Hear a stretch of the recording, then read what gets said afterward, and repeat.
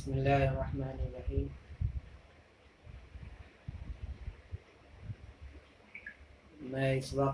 میں عبدالباطن نعمانی، مفتی شہر بنارس و امام و خطیب شاہی جامع مسجد جان واپی بنارس، میں اپنے تمام برادران اسلام سے اس وقت مخاطب ہوں، اور سب سے پہلے میں اس بات کا دکھ کا اظہار کر رہا ہوں کہ پیغمبر اسلام حضرت محمد الرسول اللہ صلی اللہ تعالیٰ علیہ وسلم کی شان میں فرانس کے اندر وہاں کے صدر کی جانب سے جو گستاخی کی گئی ہے، تو میں نے پہلے بھی مذمت کی ہے اور اب بھی مذمت کرتا ہوں، اور پوری دنیا اس کی مذمت کر رہی ہے۔ اور یہ کام ہی ایسا ہے کہ نہ صرف یہ کہ مذمت کی جائے، بلکہ ایسا کرنے والوں کے خلاف وہاں کی حکومتوں کو چاہیے، وہاں کے جو کورٹ کے جوڈیشری کے جو لوگ ہیں ان کی ذمہ داری بنتی کہ ایسا کرنے والوں کے خلاف سخت کارروائی کی جائے۔ تو یہ تو ایک ہے، اس کے ساتھ ساتھ جو چیز یہ بھی ہے کہ اسلام کے اندر اس طرح کے حالات میں غم و غصہ کے اظہار کا ایک طریقہ ہے، اور ہمیں غم و غصہ تو ہے اور ہونا بھی چاہیے، لیکن غم اور غصے کے ظاہر کرنے کا جو طریقہ اسلام نے بتایا تو ہمیں اس طریقے کو بھی فالو کرنا چاہیے۔ ہمیں اس طرح کے غم اور غصے کے موقع پر ایسا کوئی قدم نہیں اٹھانا چاہیے جس کی وجہ سے اسلام کی کسی تعلیم کے اوپر برا اثر پڑتا ہو اور اسلام کے تعلق سے لوگ غلط چیزیں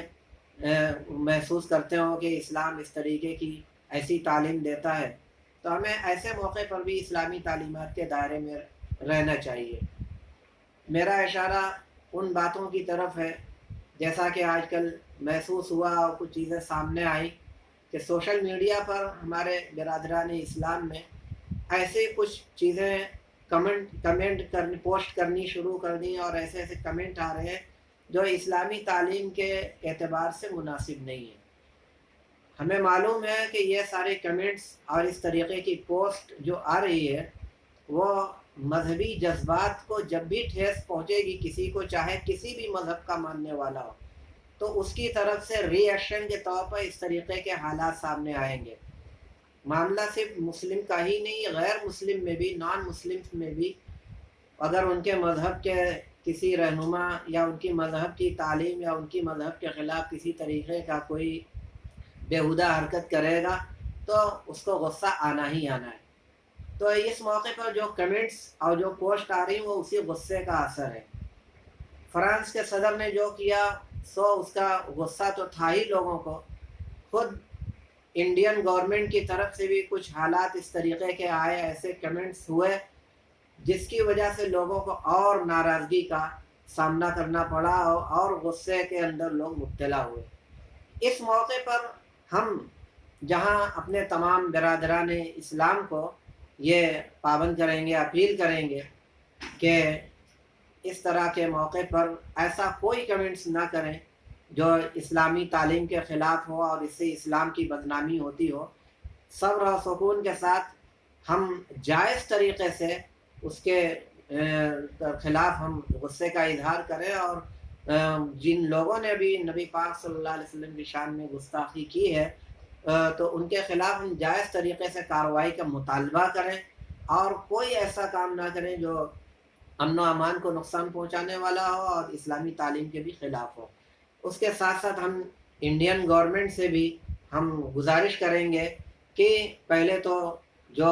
ان کی طرف سے جو بات سامنے آئی فرانس کے حکومت کے تعلق سے، تو اس سے بھی ہمارے مذہبی جذبات کو ٹھیس پہنچی ہے۔ ہم تکلیف کا اظہار کرتے ہوئے ہم اس گورنمنٹ سے بھی ہم مطالبہ کرتے ہیں کہ اپنے اس رویے پر، اپنے اس کام پر ذرا نظر ثانی کریں، پنروچار کریں، اور ہمارے مذہبی جذبات کو ٹھیس جو پہنچی اس تعلق سے وہ غور کریں۔ دوسرا مطالبہ ہمارا اس انڈین گورنمنٹ سے بھی یہی ہے کہ فرانس کے تعلق سے جو قانونی کارروائی ممکن ہو تو اس کو عمل میں لایا جائے، اس سے جو سفارتی تعلقات ہیں منقطع کیے جائیں، جو ان کی مصنوعات ہیں، ان کی جو چیزیں ہیں تو ان کی درآمد کا امپورٹ کا سلسلہ اس پر روک لگائی جائے۔ یہ ہمارے جائز مطالبات ہیں، اور تمام ہی مذہب کے لوگوں کو اس طریقے کا مطالبہ کرنے کا حق بنتا ہے۔ اگر ان کی مذہبی کسی رہنما مذہب کے خلاف کسی طریقے کی کمنٹس کہیں سے بھی آتی ہے تو جیسے سب لوگوں کو حق ہے، مجھے بھی حق ہے کہ ہم مذہب اسلام کی طرف سے ہم ایک مطالبہ کریں، اور ہم ہی کیا اس واقعے نے ہندوستان، اس ہمارے بھارت کے جتنے نان مسلمس ہیں ان میں بہت سے ایسے لوگ ہیں جنہوں نے اس چیز کو ناپسند کیا ہے، اور وہ بھی اس بات کا مطالبہ کر رہے ہیں کہ ایسا کرنے والوں کے خلاف کارروائی ہونی چاہیے۔ تو یہ ایسے لوگ ہیں، یہ ہمارے نبی صلی اللہ علیہ وسلم کی شان ہی ایسی نرالی تھی کہ ہر مذہب اور ہر طبقے کے لوگ ان کو اپنا سمجھتے ہیں، ان کا آدر کرتے ہیں، سمان کرتے ہیں۔ تو اب اگر کوئی آدمی چاہے کوئی بھی ہو، پڑھا لکھا ہو، بے پڑھا لکھا ہو، بہت زیادہ پڑھا لکھا آدمی بھی اگر ہمارے نبی صلی اللہ علیہ وسلم کی شان میں معمولی طریقے کی گستاخی اور بےہودگی بھی کرتا ہے تو اپنے دماغی دیوالیہ پن کا وہ ثبوت دیتا ہے، اور ایک بات کا ثبوت دیتا ہے کہ وہ دماغی طور پر وہ پاگل ہو گیا ہے۔ تو آپ دیکھ رہے ہیں کہ ساری دنیا میں اس کی کیسی تھوتو ہو رہی ہے۔ تو آخر میں ایک بار پھر اپنے تمام برادران اسلام سے یہی گزارش کروں گا کہ صبر اور ضبط سے جائز طریقے سے اپنے مطالبات کا سلسلہ جاری رکھیں، لیکن ایسی کوئی بھی کمنٹس نہ کریں جو کسی ایسی اسلام کی تعلیم کے خلاف ہو اور اس کی وجہ سے کچھ غلط میسج جاتا ہو، امن و امان کے اندر اس میں کوئی خلل پڑتا ہو۔ تو ہم گزارش کریں گے کہ اس تعلق سے بھی تھوڑا سوجھ بوجھ سے کام لیا جائے اور جذبات میں آ کر ہوش کھونے سے بچنے کی کوشش کی جائے، ورنہ بجائے فائدے کے اس طرح کے حرکتوں سے نقصان ہوتا ہے۔ ہمیں امید ہے کہ ان باتوں پر غور کیا جائے گا اور اس پر عمل کرنے کی کوشش کی جائے گی۔ السلام علیکم ورحمۃ اللہ وبرکاتہ۔